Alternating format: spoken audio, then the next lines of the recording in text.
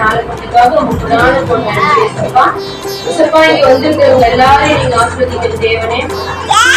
இந்த மெசேஜ் கூட உங்களுக்கு சாமி இசப்பா வந்து அவங்க வந்த மாதிரி வெறுமணியா போகாதவன் நீங்க இருக்கு சேப்பா. நீங்க எங்க கூட இந்த வாரத்தின் தலைப்பு என்னன்னா வன்முறையும் அமைதி வழியும். வன்முறையும் அமைதி வழியும். மத்தேயு எழுதின சுவிசேஷம் 5ஆம் அதிகாரம் 38 42 முடியும். கண்ணுக்கு கண் பல்லுக்கு பல் என்று உரைக்கப்பட்டதை கேள்விப்பட்டிருக்கிறீர்கள். நான் உங்களுக்கு சொல்லுகிறேன், தீமையோடு எதிர்த்து நிற்க வேண்டாம். ஒருவன் உன்னை வலது கன்னத்தில் அறைந்தால் அவனுக்கு மறு கன்னத்தையும் திருப்பி கொடு. சொல்றாரு, நான் உங்களுக்கு சொல்லுகிறேன், தீமையோட எதிர்த்து நிற்க வேண்டாம். தீமையோட எதிர்த்து நிற்க வேண்டாம். அந்த தீமை நம்ம ஏதாச்சும் கெட்டது பண்றோம்ல, கெட்டதுலாம் இப்ப யாராச்சும் நமக்கு ஆப்போசிட் இருக்கிறவங்க ஏதாச்சும் ஒரு கெட்டது பண்ணிட்டாங்க, நம்மளுக்கு ஏதாச்சும் நம்மள வந்து ஏதாவது பண்ணிட்டாங்கன்னா நம்ம என்ன பண்ணக்கூடாதான், திருப்பி அவங்க ரிவெஞ்ச் எடுத்து நம்ம அவங்க தண்டிக்க கூடாது. கிறிஸ்துவோட அடிப்படையான பேஸ் மட்டும் என்னன்னா, கிறிஸ்து நமக்கு சொல்லி கொடுத்த முக்கியமான பிரமாணமே தீமையோட எதிர்த்து நிற்க வேண்டாம். தீமையோட என்ன பண்ண கூடாது, எதிர்த்து நிற்க கூடாது அப்படின்னு சொல்லிட்டு ஏசப்பா சொல்றாரு. ஒருவர் வலது கன்னத்தில் அறைந்தால் இடது கன்னத்தை காட்டுமா. நம்மள யாராச்சும் அடிச்சுட்டா சரி திருப்பி என்ன பண்ணலாம், நம்மள அவங்க அடிக்கலாமா, அடிக்க கூடாதா, என்ன பண்ணுமா, இடது கன்னத்தையும் காட்டணும் அப்படின்னு சொல்லிட்டு ஏசப்பா சொல்றாரு. இது வந்து 3 இடத்துல இந்த வசனம் ரிப்பீட் ஆயிருக்கு. யாத்திராகம் 21, லேவியாகமம், உபாகமம். இந்த வசனம் கண்ணுக்கு கண் பல்லுக்கு பல் கைக்கு கை காலுக்கு கால் சுண்டுக்கு சுண்டு. அதாவது யாராச்சும் நம்மள அடிச்சுட்டாங்க, நம்ம வந்து ஏதாச்சும் நம்ம கை காலே உடச்சிட்டாங்க வச்சுக்கலாம், நம்ம என்ன பண்ணலாமா, மறுபடியும் கை காலை உடைக்கலாமா, ஏன் பண்ணக்கூடாது, அது தப்பு தானே, அதே பண்ணக்கூடாது. அதுதான் என்ன சொல்றாரு, சொல்றாரு தீமையோட எதிர்த்து அப்படின்னு சொல்றாரு. ஏசப்பா என்னன்னு சொல்றாருன்னா, இந்த வார்த்தையெல்லாம் கர்த்தராகிய இயேசு கிறிஸ்து என்ன சொல்றாருன்னா, அந்த வார்த்தையெல்லாம் நீதிமன்றத்துக்காக சொல்லப்பட்ட வார்த்தை. அதாவது தனிப்பட்ட மனுஷனுக்கு இல்ல, நீதிமன்றத்துக்காக சொல்லப்பட்ட வார்த்தை அப்படின்னு சொல்றாரு. இப்ப வந்து நம்ம ஒன் சைடு வந்து இப்ப கைக்கு கால் நீங்க அடிச்சா நான் அடிக்கிறது, உன் பல்ல உடைச்சா நான் உன் பல்ல உடைப்பேன் அப்படின்னு ஒரு பக்கம் வந்து இந்த வசனத்தை வந்து மேலோட்டமா பார்த்தா, ஒரு பக்கம் வந்து நீங்க தப்பு செஞ்சா நம்ம திருப்பி தப்பு செய்யக்கூடாது அப்படின்னு ஒரு பக்கம் புரியுது இருக்கு. இன்னொரு பக்கம் என்னதுன்னா, இது நீதிமன்றத்துக்காக சொல்லப்பட்ட வார்த்தை, நம்ம தனிப்பட்ட மனுஷனுக்கு அப்படின்னு சொல்லி இல்ல அப்படின்னு சொல்றாங்க. அதாவது நீதிமன்றத்திலயும் இந்த சட்டம் இருக்குது, ஏசப்பா என்ன சொல்லிருக்காரு, பைபிள்லயும் இந்த மாதிரி சட்டம் இருக்குது அப்படின்னு சொல்றாங்க. யார் வந்து யார் வந்து அடிச்சுட்டாலும் நீ என்ன பண்ண, திருப்பி அடி அப்படின்னா, நம்ம தப்பு செஞ்சா என்ன பண்ணோம், திருப்பி அடி வாங்கலாம், தப்பே செய்யும் நம்ம திருப்பி அடி வாங்கணும் அப்படின்னு சொல்லிட்டு ஏசப்பா சொல்றாரு. உங்களுக்கு அநீதி நடந்தால் அந்த அநீதியை நீங்க சரி செய்யலாம். ஏதாச்சும் உங்களுக்கு தப்பு நடந்தா நீங்க என்ன பண்ணலாம், தப்பு வந்து நீங்க சரி செய்யலாம். நீங்க என்ன பண்ணக்கூடாது, மறுபடியும் அவங்களை பனிஷ்மெண்ட் பண்ணக்கூடாது, நீங்க என்ன பண்ணக்கூடாது, அவங்களை பழி வாங்கக்கூடாது அப்படின்னு சொல்லி ஏசப்பா சொல்றாரு. யோவான் 18:23-23 இப்படி அவர் சொன்ன பொழுது, சமீபத்தில் நின்ற சேவகர் ஒருவர் பிரதான ஆசாரியருக்கு இப்படியா உத்தரவு சொல்லுகிறது என்று இயேசுவை ஒரு கன்னத்தில் அறைந்தார். ஏசப்பா என்ன பண்ணிருக்காங்க, அப்பவே ஏசப்பாவை அடிச்சிருக்காங்க. அப்ப வந்து ஏசப்பா சொல்றாரு, என்ன சொல்றாருன்னா, நான் தகாத விதமாய் பேசினதுடானா, நான் தப்பா பேசியிருந்தா நீ என்கிட்ட சொல்லு, நான் வந்து தப்பே செய்யல, அப்பயே வந்து என்ன நீங்க அடிக்கிறீங்க அப்படின்னு சொல்லி ஏசப்பா கேட்டுட்டாரு. அப்ப ஏசப்பா அந்த இடத்துல கேள்வி கேட்க முன்னாடி வாங்கிருக்கலாம்ல, ஏன் கேட்கிறாரு, ஏன்னா அவன் தப்பு செய்யல, தப்பே செய்யாம வந்து நீங்க ஏன் வந்து என்ன அடிக்கிறீங்க என்ன சொல்றாரு ஏசப்பா கேள்வி கேட்டுட்டாரு.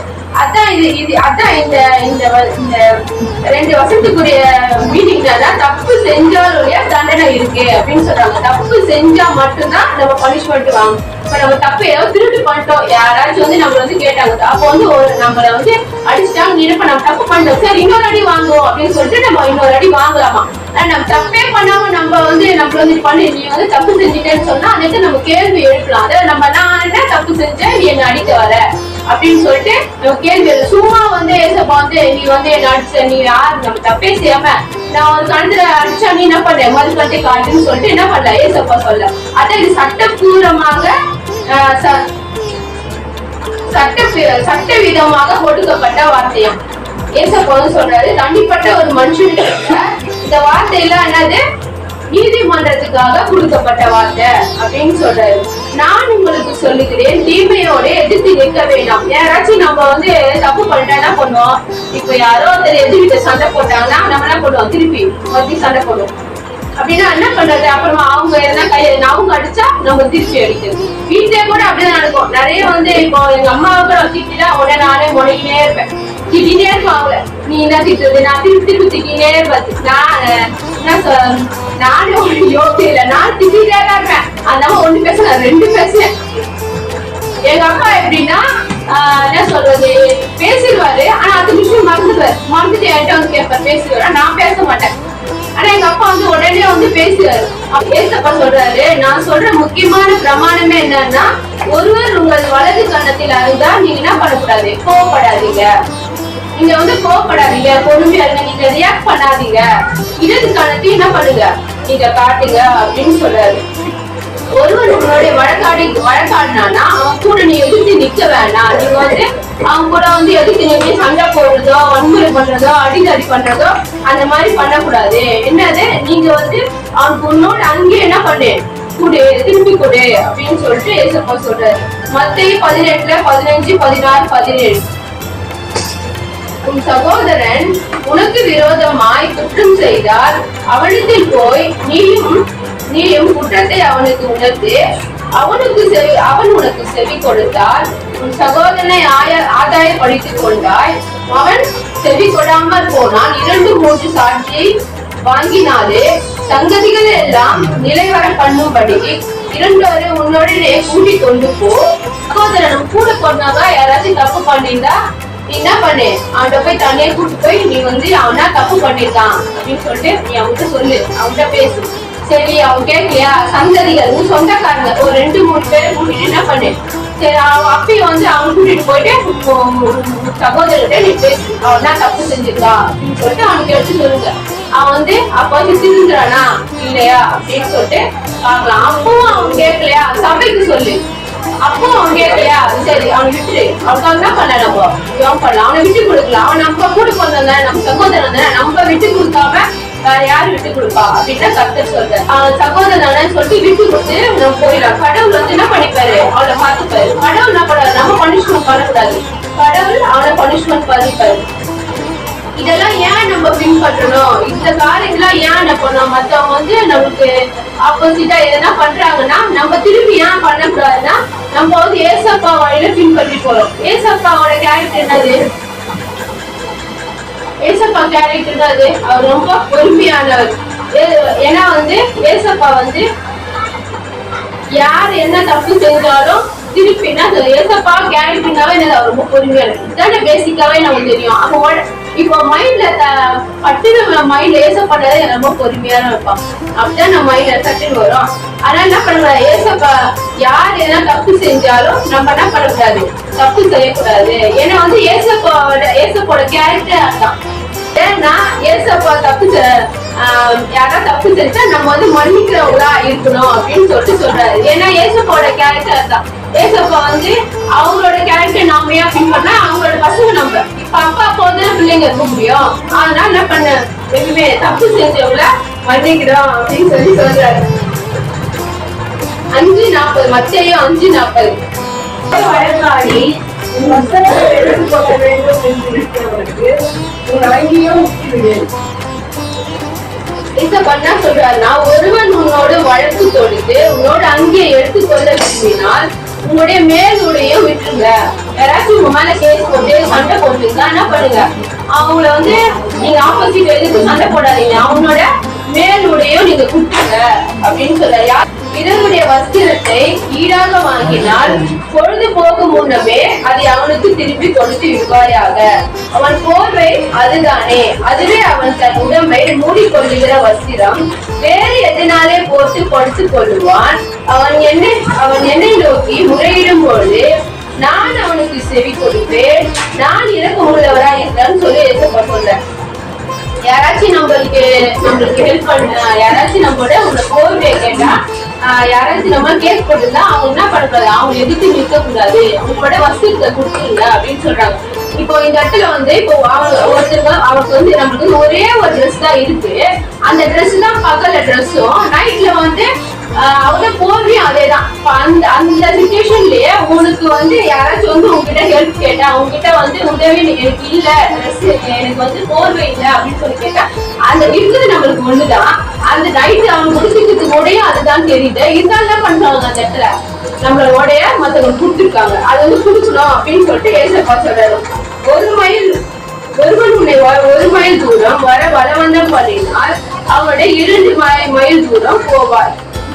யாராச்சும் 1 மைல் தூரம் யாராச்சும் என்ன உங்க வேணும்னா வந்து நிறைய பேர் சொல்லுவாங்களா, நீங்க போ அங்க போ அங்க போ அப்படிலாம் சொல்லிட்டு நிறைய பேர் சொல்லுவாங்க நம்மள பனிஷ்மெண்ட் பண்றதா. அப்ப அந்த இடத்துல என்ன பண்ணு, இப்போ 1 மைல் 2 மைல் கூட என்ன பண்ணு, அங்க கூட போ அப்படின்னு சொல்றாரு. உன்னிடத்தில் கேட்கிறவனுக்கு கொடு, உன்னிடத்தில் கடன் வாங்க விரும்புகிறவனுக்கு முகம் கொடாதே. யாராச்சும் உங்ககிட்ட கடன் கேட்டா கொடு, மூச்சு காட்டாத, கோவப்படாத அப்படின்னு கர்த்தர் சொல்றாரு. இப்படிப்பட்ட காரியத்தை தான் கர்த்தரும் விரும்புறாரு. ஏன்னா வந்து நம்ம என்ன சொல்ற, வீட்டுல கூட இப்ப என்கிட்ட கூட இருக்கும் நிறைய வீட்டுல கூட எங்க அம்மா எல்லாம் கேட்பாங்க, நான் ஏதாச்சும் செலவு பண்ணிட்டு இருந்தா கேட்பாங்க, ஏது ஒரு காசு இடையில கொஞ்சம் என்கிட்ட இல்ல, நானே குடிக்க மாட்டேன்னா என்ன சொல்ற. அப்படிப்பட்ட காரியத்தை நம்ம செய்யக்கூடாது அப்படின்னு சொல்றாரு ஏசப்பா. உபாகமம் 15:7-8. தேவனாகிய கர்த்தர் என்ன வாசனையும் உன் சகோதரத்தில் எளியவனான ஒருவன் இருந்தால், எளியவனாகிய உன் சகோதரனுக்கு உன் இருதயத்தை நீ கடினமாக்காமலும் உன் கையை மூடாமலும் அவனுக்கு உன் கையை தாராளமாய் திறந்து அவனுடைய அவசரத்தின் நிமித்தம் அவனுக்கு தேவையானதை கடன் கொடுப்பாயாக. கூட பிறந்ததுக்கு ஏதோ ஒரு அவசர தேவை, உங்ககிட்ட வந்து கடன் கேக்குறாங்க அப்படின்னா என்ன பண்ணு, நீ குடு அவங்களுக்கு. இல்ல அப்படின்னு சொல்லாது, எப்படி தரணுமா, தாராளமாய் தரணுமா. இது யோசிச்சு என்ன பண்ணக்கூடாது, என்கிட்ட இல்ல அப்படின்னு சொல்லிட்டு சொல்லக்கூடாது அப்படின்னு சொல்லிட்டு கஷ்டப்பட்டு நிறைய பேர் என்ன பண்ணுவாங்க, கொடுப்பாங்க ஆனா கஷ்டப்பட்டு தருவாங்க, உனக்கிட்டே கஷ்டப்பட்டே தருவாங்க. அந்த மாதிரி காரியத்தை நம்ம வந்து செய்யக்கூடாது அப்படின்னு சொல்லிட்டு ஏசப்படுறாங்க. ஆண்டவர் என்ன சொல்றாருன்னா, கேட்கிறவனுக்கு கொடு, உன்னிடத்தில் கடன் வாங்குகிறவனுக்கு முகம் போனாது அப்படின்னு சொல்லிட்டு ஏசப்பா சொல்றாரு. இப்போ டிசம்பர்ல வந்து நான் அஜய்க்கு வந்து ஸ்கூல் விட்டுட்டு வீட்டுக்கு போறேன். ஒரு அம்மா ஒரு 20 வயசு இருக்கும். அந்த மாதிரி பின்னாடி வந்து என் கையை பிடிச்சிட்டு, ரொம்ப பசி இருக்கம்மா, காசு தான் கொடு அப்படின்னு சொல்லிட்டு. அந்த அம்மா உங்ககிட்ட பேக் இருந்து காசு கேட்குறேன், டிஃபன் வாங்கி தருவான்னா ஃபர்ஸ்ட் காசு கொடு அப்படின்னு சொல்லி கேட்டாங்க. நான் வந்து இல்ல காசா தர மாட்டேன், என்கிட்ட காசு இல்ல அப்படின்னு சொன்னா, சரி உண்மையிலே பசி எடுத்துக்கிட்டால அப்படின்னு சொன்னாங்க. அங்க பக்கத்துல ஹோட்டல்ல கூட்டிட்டு போயிட்டு அவங்க சாப்பிட்டுட்டு போய் காசு மட்டும் கொடுத்துட்டு வந்துட்டேன். காசு மட்டும் கொடுத்துட்டு வந்தேன். அந்த அம்மா வந்து ஃபர்ஸ்ட் என்கிட்ட வந்து சாப்பாடு வேணும்னு சொல்லி கேட்கல, ஃபர்ஸ்ட் காசு தான் கொடுன்னு மட்டும் தான் கேட்டு. நான் கரெக்டா 50 ரூபாய் இதுக்கு நான் அதிகம் 20 ரூபாய் 20 ரூபாய் சின்ன நோட்டு 30 ரூபாய் வச்சிருந்தேன். நான் அப்போ வந்து வாங்கி கொடுக்கலாமா இல்லைன்னு யோசனை இருக்கு. அந்த மாதிரி காசு கேட்கும் போது எனக்கு வந்து தரணும்னு மனப்பாட்டே வரல. என்னது இந்த மாதிரி காசு கேட்டு 30 ரூபாய் தான், நம்ம எதுக்கு இந்த அம்மாக்கு தரணும். நான் கூட யோசிச்சு சாப்பாடுன்னு கேட்போம், சாப்பாடு கேக்குறாங்க, நம்ம எப்படி நம்ம கொடுத்தோம் வாங்கி கொடுத்தோம் போகுது. இப்ப நான் வீட்டுக்கு கடற்கடன்னு அந்த அம்மா காசு கொடுக்கலாம், அந்த அம்மா சாப்பாடு வாங்கி கொடுக்காம அப்படியே கடற்கடை போய் அதிர்ச்சி விட்டுட்டு வீட்டுக்கு போனது என்ன பண்ணுறாங்க, சாப்பாடு தான் கேட்கும். வேலை அதான் போனே நம்மளுக்கு பசி எடுக்குது. நம்மளுக்கு எப்படி பசி எடுக்கலாம், அந்த மாதிரி பசி அப்படின்னு நான் வாங்கி கொடுக்காம போயிருந்தா நான் போய் நிம்மதியா இருந்திருப்பேனா, நிம்மதியாவே இருந்திருக்கவே மாட்டேன். எங்க அம்மா போனேன்னு சொல்லி இந்த மாதிரி ஒருத்தவங்க வந்து கேட்டாங்கம்மா குட்டியா அப்படி கேட்டாங்க, கூட்டேன் சரி போ, அவ்வளவுதான். நம்மளுக்கு எப்படி பசிக்கலாம், அது நான் கொடுக்காம ஃபர்ஸ்ட் நான் தயங்கினேன். ஃபர்ஸ்ட் காசுன்னு கேட்டதுமே வந்து எனக்குள்ள காசு கேட்குது பாருங்கம்மா அப்படின்னு சொல்லிட்டு பசின்னு கடை நான் எப்படி ஸ்கூல் விட்டு அவனை விட்டு ஓடுவேன். கடற்கடை பசி தாங்க முடியாது, போனேன்னு சாப்பாடு தான் கை வைக்கிறேன். அந்த அம்மாவுக்கு எவ்வளவு பசியா போயிடுச்சு, பசி காலை சுட்டு பஸ் பால் கூட இல்லை என்கிட்ட, காசு எல்லாம் செலவு பண்ணிட்டேன் அப்படின்னு சொல்லிட்டு அந்த மாதிரி காலத்து என்ன பண்ணுமா, நம்ம யாராச்சும் ஹெல்ப்னு கேட்டா சரி காசு கொடுக்க வேணாம், துணி கொடுக்க வேணாம், சாப்பாடு வாங்கி கொடுக்கலாம்ல. சாப்பாடு பசின்னு கேட்கறாங்க, நம்ம எப்படி இல்லைன்னு சொல்லுவோம். மோஸ்ட்லி எல்லாரும் நிறைய பேர் சாப்பாடுன்னு கேட்டாவே வாங்கி கொடுத்துருவாங்க, எல்லாரும் கொடுக்குறாங்க. அப்படிப்பட்ட காலத்தை என்ன பண்ணும், நம்ம வந்து செய்யணும், நம்ம கொடுக்குற மக்களா இருக்கணும் அப்படின்னு சொல்லிட்டு ஏசப்பா சொல்றாரு. ஏன்னா ஏசப்பாவும் அப்படிப்பட்டவராதான் இருந்திருக்காரு, அப்படிப்பட்டவரா வாழ்ந்திருக்காரு அப்படின்னு சொல்றாரு. நம்ம என்ன பண்ணோம், நம்ம வந்து யாராச்சும் அந்த மாதிரி கொடுக்குறோமா, இப்ப யாரா பனிஷ்மெண்ட் பண்ணா நம்ம பனிஷ்மெண்ட் பண்ணாம இருக்குமா, பொறுமையா இருக்குமா, யாராச்சும் ட்ரெஸ் கேட்டா கொடுக்குமா, யாராச்சும் கொஞ்சம் தூரம் நடக்க சொல்லி வந்தா இன்னொன்னு கொஞ்சம் தூரம் அவங்க கூட வந்து நடக்குமா, இதெல்லாம் வந்து யாராச்சும் நம்ம இதெல்லாம் பண்ணுமா அப்படின்னு எப்ப யோசிச்சு பார்த்துருக்கோமா. ரொம்ப வந்து கஷ்டமானது வந்து இந்த 5 பாயிண்ட்டுமே ரொம்ப கஷ்டம், நம்மளால கடைபிடிக்க முடியாது, நாமளா வந்து ஃபாலோ பண்ண முடியாது. யோசிக்கலாம், ஆனா வந்து ஃபாலோ பண்ண முடியாது. என்ன பண்ணுமா, ஏசப்பா வந்து இதெல்லாம் வந்து நீங்களும் என்னை போல பின்பற்றுங்க அப்படின்னு சொல்லு, கடவுளை போல மன்னிக்கிறவரா இருக்கணும் அப்படின்னு சொல்லிட்டு ஏசப்பா சொல்றாரு. ஏசப்பா வந்து உதவி செய்கிறவரா இருக்காரு. ஏசப்பானது உதவி செய்கிறவரா, இரக்கமுள்ளவரா இருக்காரு. நம்மளும் என்ன பண்ணணும், மத்தவங்க உதவி செய்யணும், இரக்கமுள்ளவரா இருக்கணும். மத்தவங்க யாராவது தப்பு பண்ணிட்டா நம்ம அவங்க தண்டிக்கூடாது, வன்முறை இல்லாம வாழணும் அப்படின்னு சொல்லி நம்ம லைஃப் இன்னைக்கு வந்து வன்முறையும் அமைதியும் போயிடும். இப்போ வன்முறைனா வன்முறைக்கு நம்ம இப்ப பார்த்தோம், வன்முறை இல்லைனாவே என்ன ஆயிடும், நம்ம லைஃப்ல அமைதி வழி வந்துடும். என்ன பண்ணலாம், வன்முறை தூக்கி போட்டு அமைதியா லைஃபை வாழும்.